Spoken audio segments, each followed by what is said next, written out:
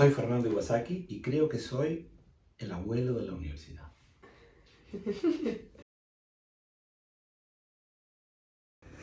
Porque soy abuelo y porque soy bastante mayor que mis compañeros, que son todos muy jóvenes, que son profesores que se han doctorado hace muy poco tiempo, y a mí me parece lo mejor de enseñar en Loyola tener compañeros, compañeras que tienen las edades de mis hijos. Y a la vez todos los estudiantes de la universidad podrían ser mis hijos, cosa que no le ocurre a la mayor parte de los profesores de esta universidad, que son muy jóvenes.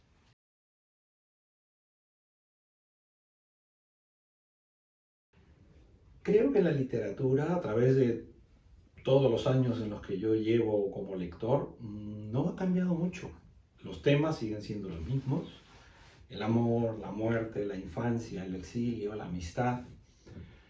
Creo que los clásicos van a seguir siendo los clásicos, y uno consume a Shakespeare o bien leyendo a Shakespeare o bien asistiendo a una obra de teatro representando a Shakespeare, o viendo El Rey León, o viendo un musical como puede ser cualquiera de los musicales en los que la idea del amor y la música están presentes, West Side Story, por ejemplo. Entonces ahí está Shakespeare, eso no va a cambiar.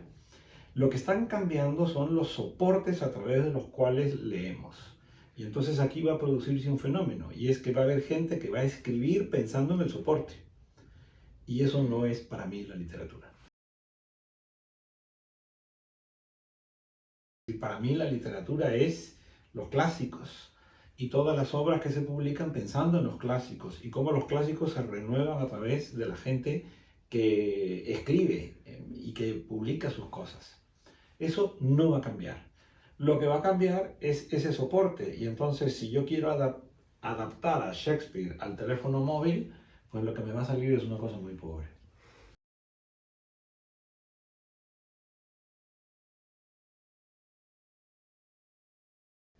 Pienso que a mí no me corresponde obligar a los jóvenes a ser como yo, ni a tener las experiencias que tuve yo, ni a vivir las vivencias que viví yo. Creo que cada uno debe ser justo con su tiempo y con su época. Probablemente si yo tuviera ahora 18, 19, 20 años, estaría absolutamente sumergido en el mundo digital y en las redes sociales, y evidentemente eso es lo que hoy en día más atrae a los jóvenes. Por lo tanto, creo que lo que me corresponde es decir, yo sabía unas cosas que quizá los jóvenes no saben, pero los jóvenes hoy saben unas cosas que yo no sé. Y por lo tanto, es a mí a quien me corresponde, como profesor o como persona mayor, acercarme al mundo de los jóvenes para ver qué es lo que consumen, qué es lo que les interesa. Hace un momento hablábamos de Shakespeare. Bueno, pues a lo mejor un joven hoy en día no lee Romeo y Julieta, pero va a lo mejor al cine y ve Crepúsculo. Y eso es Shakespeare, eso es Romeo y Julieta, porque claro, él es vampiro y ella no. Entonces, pues aquí estamos prácticamente con el mismo esquema. Y de lo que se trata es no de que lean los libros que yo leí, sino que las ficciones que a mí me deslumbraron hoy tienen otra forma, y quizás primero los jóvenes van a ver una película o van a escuchar una canción, y si alguien les dice, pues esto sale de aquí, pues quizá eso les abre el apetito y vayan al libro.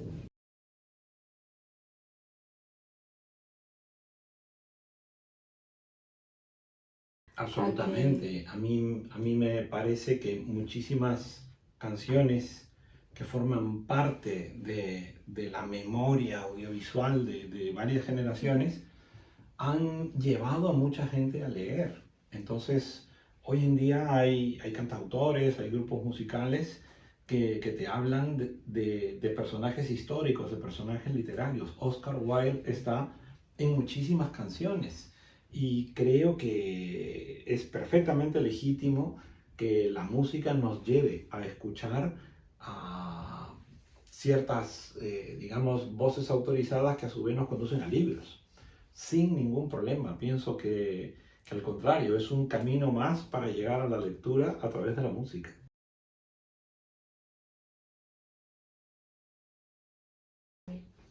Vamos a ver, no todo el mundo tiene la fortuna de nacer en una familia donde hay lectores. Por ejemplo, yo no nací en una casa donde hubiera una biblioteca. Mi padre y mi madre no estaban en contra de la lectura, pero no era su prioridad. Y en casa somos 7 hermanos y el único que es lector soy yo. Y todos hemos tenido la misma educación y todos hemos tenido pues a los mismos padres. Por lo tanto, cuando a veces se dice es que algunas familias tienen libro y otras no tienen, personalmente no diría que ese es el único factor. Yo sé que profesores me convirtieron en lector, yo sé que profesores con su ilusión, con su entusiasmo, hicieron que yo sacara un carnet de biblioteca cuando tenía 8 o 9 años. Y creo que eso es a veces más decisivo que tener una familia con una biblioteca. Y por otro lado está la sensibilidad que eso sí lo bebes en tu familia y cuando le das al hecho de contar, al acto de contar, una importancia grande en tu vida.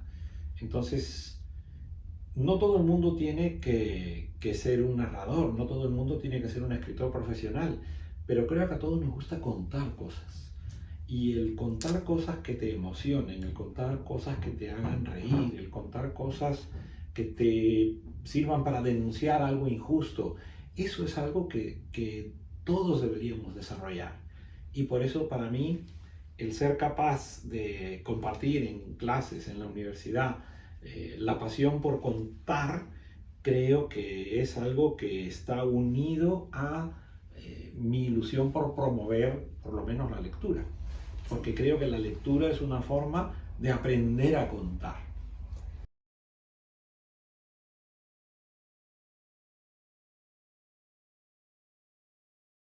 Hace unos días, exactamente la semana pasada, el viernes, fui a la Universidad de Sevilla, que me invitó una profesora que imparte la asignatura de escritura creativa para hablar con sus alumnos.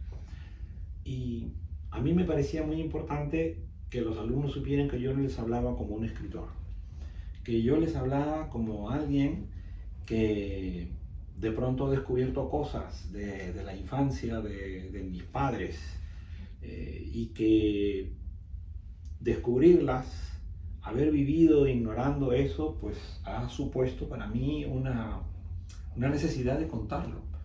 Tengo la fortuna de que por ser escritor quizá pueda convertir eso en un material literario, pero todo el mundo conoce una historia de sus abuelas, conoce una historia de la familia, conoce una historia de alguien muy querido que le ha pasado algo y que merece la pena que no se olvide. Entonces, allí me dirigí a tratar de que estos estudiantes de periodismo de la Universidad de Sevilla le dieran valor a rescatar cosas memorables de las que nosotros podemos verdaderamente ser transmisores. Y creo que eso es lo fundamental. Algunos de ustedes los contarán con un vídeo, o en un podcast, o en un blog, o quizá alguien escriba un poema, o una obra de teatro, o una canción. Pero lo importante es que esas personas maravillosas, o esas personas que fueron injustamente tratadas, o esas personas que merecen que las saquemos del olvido, puedan a través de la comunicación, a través de la narración, volver a existir. Ask me about me again.